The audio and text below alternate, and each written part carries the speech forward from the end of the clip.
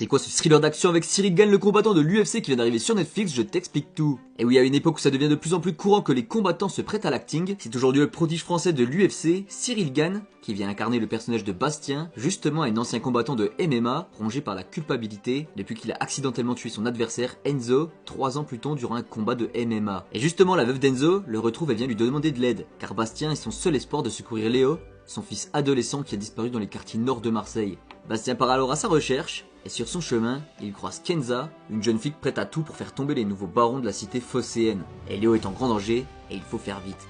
Et du coup, du côté du casting, on retrouvera Cyril Gane, Malom Paquin ou encore Alice Belaïdi. Maintenant, le film durera 1h25, et il est déconseillé aux enfants de moins de 16 ans, car oui, il va y avoir beaucoup de violence, d'images sanglantes, et évidemment de scènes de combat.